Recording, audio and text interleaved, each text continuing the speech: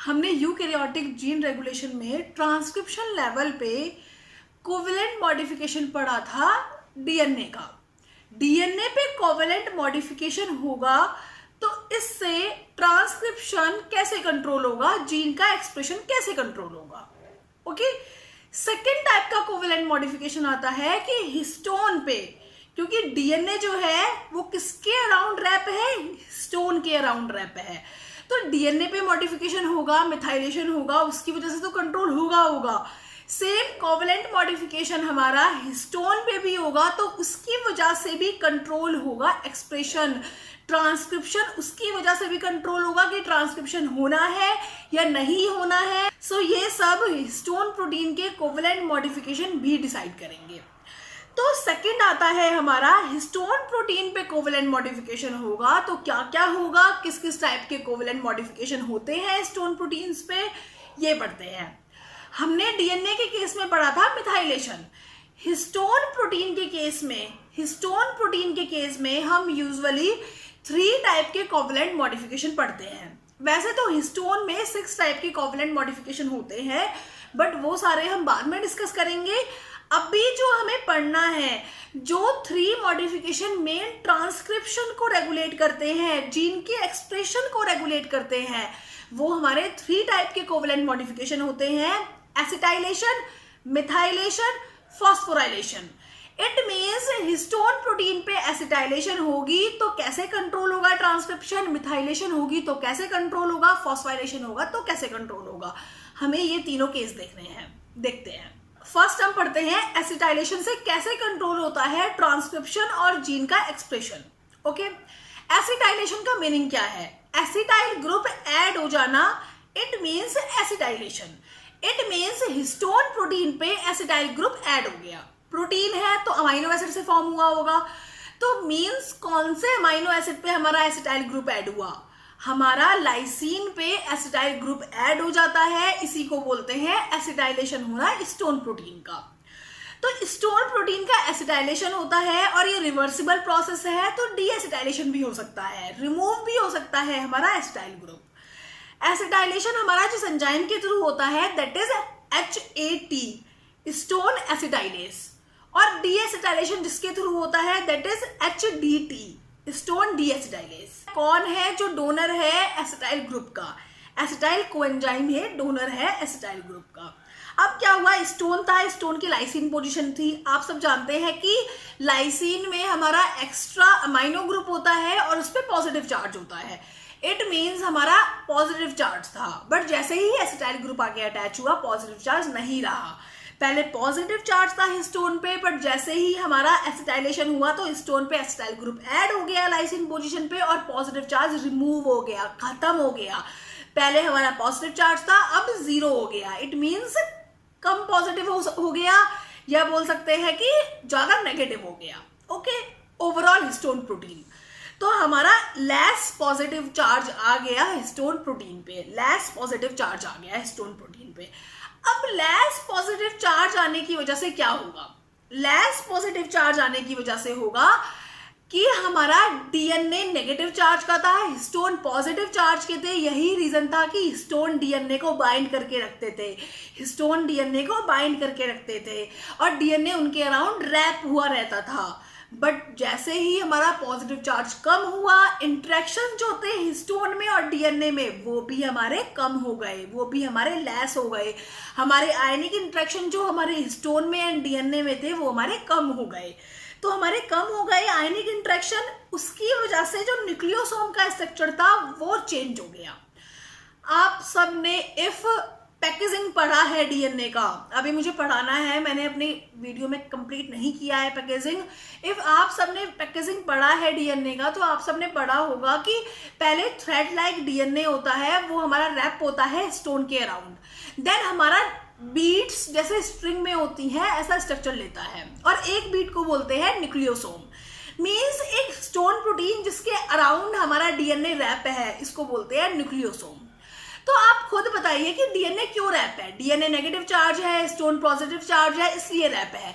But histone का positive charge कम हो गया तो इनके बीच में इंटरेक्शन कम हो गया और न्यूक्लियोसोम का जो स्ट्रक्चर था वो मॉड्यूलेट हो गया। न्यूक्लियोसोम थोड़ा सा ओपन हो गया, उसका स्ट्रक्चर मॉड्यूलेट हो गया, तो उसकी वजह से न्यूक्लियोसोम का स्ट्रक्चर चेंज हुआ, क्रोमेटिन ओपन हुई। ओपन मींस डीएनए वहां से थोड़ा ओपन होना स्टार्ट हो गया, क्योंकि डीएनए रैप था हिस्टोन के अराउंड, अब ओपन होना स्टार्ट हो गया, हिस्टोन से उसका इंटरेक्शन कम होना स्टार्ट हो गया और हमारा अब वो ट्रांसक्रिप्शनली एक्टिव हो जाएगा। क्यों हो जाएगा? क्योंकि अब कोई भी प्रोटीन इजिली आके डीएनए पे बाइंड होगी।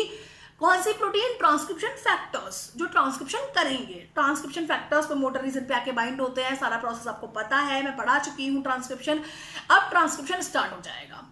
तो यहाँ पे देखा जाए तो यहाँ पे एक बात समझ आती है कि जब भी हिस्टोन के अराउंड डीएनए रैप होता है तो वो एक्टिव नहीं होता ट्रांसक्रिप्शनली, बट जैसे ही इंटरेक्शन लूज होते हैं, वो लूज होने लगता है, ऐसे ही हमारी प्रोटीन आके बाइंड होनी स्टार्ट होती है और वो एक्टिव हो जाता है।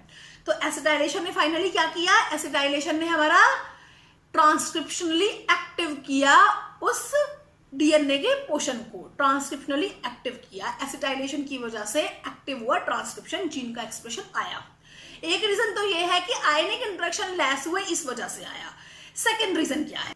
जब भी हमारा हिस्टोन की लाइसिन पे एसिटाइल ग्रुप अटैच होता है, उसकी वजह से एक डॉकिंग साइट क्रिएट होती है। डॉकिंग साइट क्या होती है?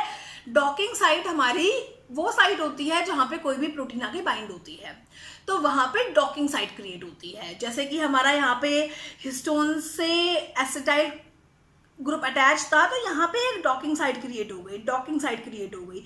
अब यहाँ पे कोई भी प्रोटीन आके अटैच हो सकती है, कोई भी प्रोटीन आके अटैच हो सकती है, बट ऐसे ही कोई प्रोटीन आके अटैच नहीं होती। वो प्रोटीन्स आके अटैच होती हैं जिनके पास ब्रोमोडोमेन होता है, जिनके पास ब्रोमोडोमेन होता है, वो प्रोटीन आके अटैच होती हैं। इट मीन्स प्रोटीन के पास क्या था? प्रोटीन के पास ब्रोमोडोमेन था, वो आके अटैच होती हैं। और ऐसी मोस्टली प्रोटीन कौन सी होती है? जो प्रोटीन ट्रांसक्रिप्शन में इन्वॉल्व होती हैं।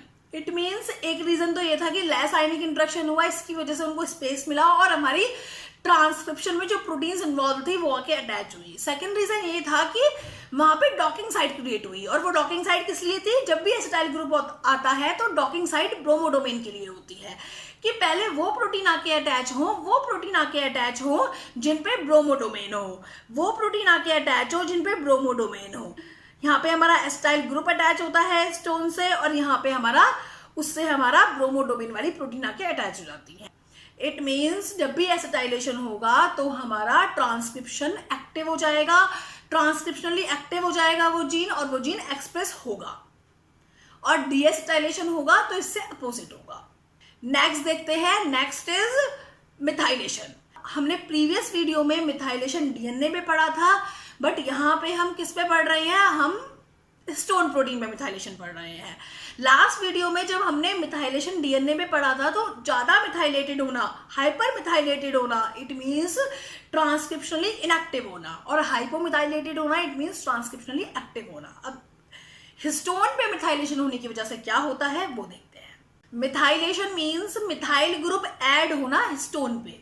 Methylation means methyl group add होना हिस्टोन पे, ओके। और मिथाइल ग्रुप कहाँ ऐड होता है? लाइसिन पे एंड आर्जिनिन पे। एसिटाइल ग्रुप कहाँ ऐड हो रहा था? लाइसिन पे। मिथाइल ग्रुप हमारा ऐड होता है लाइसिन पे एंड आर्जिनिन पे। हमारा हिस्टोन मिथाइल ट्रांसफरेज एंजाइम्स होते हैं जो मिथाइलेशन करते हैं, और ये एक रिवर्सिबल प्रोसेस है, तो ऑब्वियसली डीमिथाइलेशन भी होगा। डीमिथाइलेशन के लिए हिस्टोन डीमिथाइलेज इन्वॉल्व होते हैं डीमिथाइलेशन के लिए। देन हमारा एड जो होता है मिथाइल ग्रुप, उसका डोनर है S adenosyl methionine. S adenosyl methionine से मिथाइल ग्रुप डोनेट होता है किसी भी हिस्टोन प्रोटीन के पास। अब हिस्टोन प्रोटीन में एक्टिव होगा ट्रांसक्रिप्शन, इनएक्टिव होगा, ये दोनों ही सिचुएशन होती है। ये डिपेंड करता है कि मिथाइल ग्रुप कहाँ ऐड हुआ है, ये डिपेंड करता है मिथाइल ग्रुप कहाँ ऐड हुआ है। अब हमारा मिथाइल ग्रुप मोस्टली 4th और 36 पोजीशन पे लाइसिन पे, 4th लाइसिन पे और 36 पोजीशन के लाइसिन पे जाके अटैच होता है मिथाइल ग्रुप, तो ट्रांसक्रिप्शनली एक्टिव करता है, ट्रांसक्रिप्शनली एक्टिव करता है जीन को। एंड इफ 9th और 27 पोजीशन पे अटैच होता है तो ट्रांसक्रिप्शनली इनएक्टिव करता है, ट्रांसक्रिप्शनली इनएक्टिव करता है जीन को, जीन के एक्सप्रेशन को रोकता है। तो एसिटाइलेशन की वजह से हमेशा ट्रांसक्रिप्शनली एक्टिव हो रहा था, मिथाइलेशन की वजह से एक्टिव भी हो सकता है, इनएक्टिव भी हो सकता है। नेक्स्ट देखते हैं फॉस्फोराइलेशन। फॉस्फोराइलेशन की वजह से क्या होता है, ट्रांसक्रिप्शन एक्टिव होता है, इनएक्टिव होता है, जीन का एक्सप्रेशन आता है या नहीं आता है। फॉस्फोराइलेशन मीन्स ऐड होना फॉस्फेट ग्रुप। सेम ये भी हमारा रिवर्सिबल प्रोसेस होता है, फॉस्फेट ग्रुप ऐड हुआ है तो रिमूव भी होगा। ओके, काइनेस की वजह से हेल्प होता है, फॉस्फेटेस की वजह से रिमूव होता है। एंड फॉस्फेट ग्रुप का डोनर क्या है, एटीपी। एटीपी के थ्रू फॉस्फेट ग्रुप आता है जो कि हमारा अटैच होता है हिस्टोन प्रोटीन से, और उसकी वजह से हमारा ट्रांसक्रिप्शनली एक्टिव हो जाता है प्रोसेस। मोस्टली जो हिस्टोन का मॉडिफिकेशन है उसमें एक्टिव होता है प्रोसेस।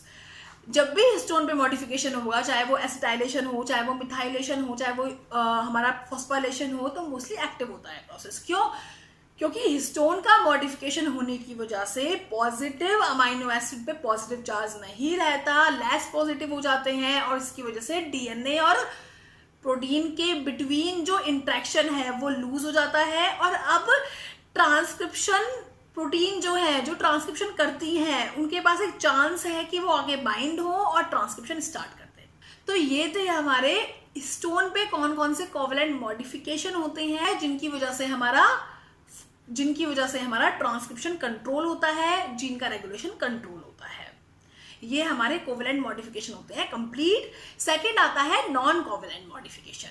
नॉन कोवलेंट मॉडिफिकेशन क्या होता है? नॉन कोवलेंट मॉडिफिकेशन हमारा न्यूक्लियोसोम में होता है। न्यूक्लियोसोम आपको बताया क्या होता है, न्यूक्लियोसोम की रीमॉडलिंग होना, that is non covalent interaction, that is non covalent modification, जिसकी वजह से हमारा ट्रांसक्रिप्शन या जीन का एक्सप्रेशन कंट्रोल होता है। अब होता क्या है, न्यूक्लियोसोम रीमॉडलिंग का मीनिंग क्या है? न्यूक्लियोसोम रीमॉडलिंग होती है नॉन कोवलेंट मॉडिफिकेशन की वजह से, एंड इससे 2 टाइप के इफेक्ट आ सकते हैं। या तो न्यूक्लियोसोम की पोजीशन चेंज हो सकती है या उसका स्ट्रक्चर चेंज हो सकता है। और ये होता क्यों है? क्योंकि नॉन कोवलेंट मॉडिफिकेशन की वजह से वीक हो जाता है इंटरेक्शन डीएनए में एंड प्रोटीन में, और हमारा जीन ट्रांसक्रिप्शनली एक्टिव हो जाता है, ट्रांसक्रिप्शन स्टार्ट हो जाता है जीन्स। कुछ प्रोटीन्स होती हैं जो इन्वॉल्व होती हैं नॉन कोवलेंट मॉडिफिकेशन में, ISWI based family proteins involve होती हैं, और भी प्रोटीन्स हैं जो इन्वॉल्व हैं नॉन कोवलेंट मॉडिफिकेशन में। सो ये हमारा कंप्लीट होता है ट्रांसक्रिप्शन लेवल पे कैसे कंट्रोल हो रहा है जीन का एक्सप्रेशन। नेक्स्ट वीडियो में हम पढ़ेंगे पोस्ट ट्रांसक्रिप्शनली कैसे कंट्रोल होता है जीन का expression. Best of luck, thank you.